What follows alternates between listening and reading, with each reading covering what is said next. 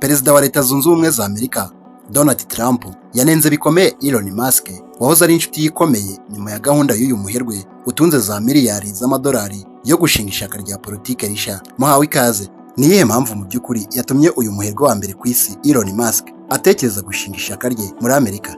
Ku cyumweru ubwo yaganiraga n'abanyamakuru mbere yo kwinjira mu ndege ya perezida wa Amerika yitwa Air Force One, Trump yagize ati ntekereza ko ari ubupfapfa gutangaza ishyaka rya gatatu, buri gihe byahoze ari amashyaka abiri, kandi ntekereza ko gutangiza ishyaka rya gatatu byongera urujijo gusa. Nyuma y'ibyumweru byari bishize abicamo amarenga, mu mpera y'icyumweru gishize Elon Musk yarashize atangaza ku rubuga nkoranyambaga rwa X ko yatangiye ishyaka ryitwa America Party mu rwego rwo guhangana n'ishyaka rimwe ry'abarepublikani n'abademokarate. Trump na Elon Musk bahoze ari inshuti zikomeye. Musk nyiri kompanyi ya Tesla ikora imodoka zikoresha ingufu zidahumanya ikirere, yahoze ari n'umukuru w'ikigo cya leta ya Amerika cyitwa Doge gishinzwe gufasha kugabanya amafaranga leta ikoresha.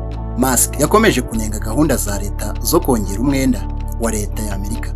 Ku cyumweru yavuze ko nubwo iri shyaka rishya rishobora gushyigikira umukandida perezida mu gihe runaka. Ku cyumweru kandi Trump nawe yatangaje ku rubuga rwe Truth Social aho yagiraga ati mbabajwe no kubona Elon Musk atinzira burundu igahubuka mu byumweru bitatu bishize. Ubwo butumwa bwa Trump bwibasiye umuhate wa Musk witwa Electric Vehicle Mandate wo gusaba inganda z'imodoka gukora no kugurisha ijanisha runaka ry'imodoka zikoresha amashanyarazi.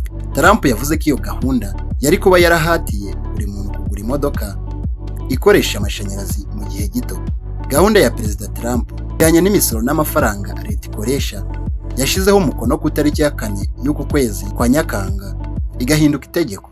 Yasoje kugabanyirizwa imisoro ku modoka zikoresha amashanyarazi. Yongeyeho ko kuva mu ntangiriro yarwanyije icyifuzo cya Musk cyo gushyiraho itegeko rijyanye n'imodoka zikoresha amashanyarazi. Iryo tegeko ririmo ingingo yongera amafaranga akoreshwa mu gucunga umutekano wo ku mipaka, mu gisirikare no mu gukora ingufu z'amashanyarazi. Ibi bivuye ku gabanwa ryateje impaka rya gahunda y'ubuvuzi niyo gutanga inkunga y'ibiribwa. Kuri interineti niho Musk yatangiye gutanga igitekerezo cyo gushinga ishyaka rishya, ubwo we na Trump bacyocyoranaga ku karubanda. Musk agakomeza kunenga gahunda ze zijyanye no gukoresha imari ya leta nabi.